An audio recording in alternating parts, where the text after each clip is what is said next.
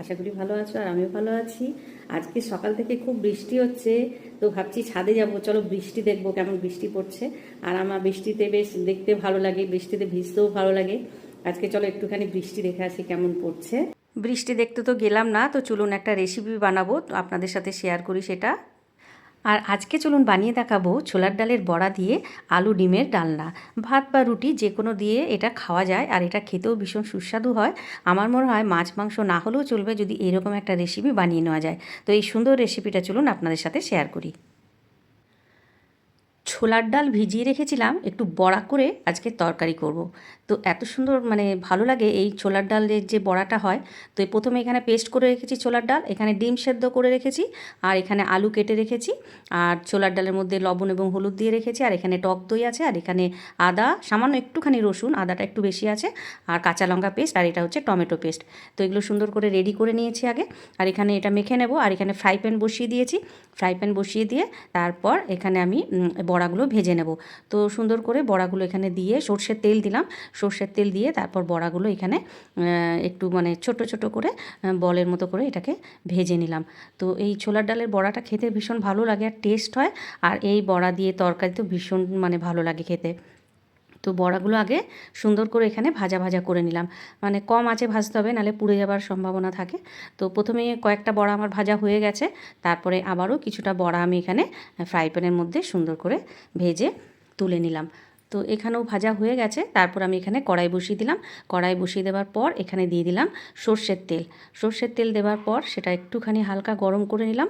গরম করে নেবার পর এবার আমি এখানে দিয়ে দেব ডিম। ডিমটা আগে একটুখানি ভেজে নেব। আর তার মধ্যে আমি একটু লবণ এবং হলুদ দিয়েছিলাম তেলের মধ্যে।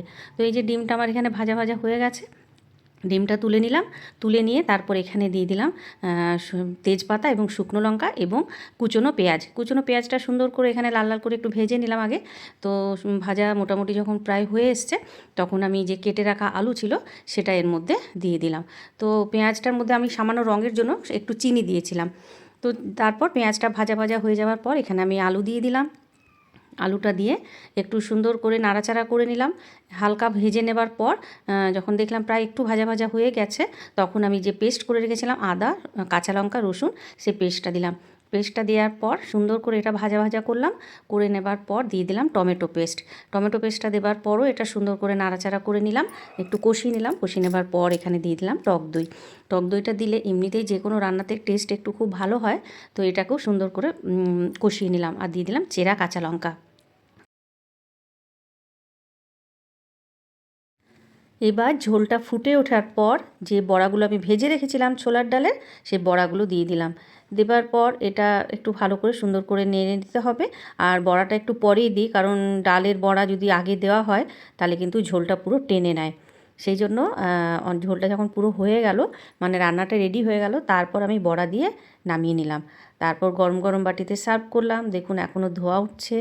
আর এটা খেতে ভীষণ টেস্টি হয়। আর মাঝে মধ্যে একটু অন্য রকমভাবে একই সবজি অন্যরকমভাবে রান্না করতে ভালোও লাগে এবং সেটা টেস্টও হয়। তো এইভাবে আজকে আমি বানিয়ে নিলাম ছোলার ডালের বড়া দিয়ে আলু এবং ডিম দিয়ে একটা সুন্দর রেসিপি।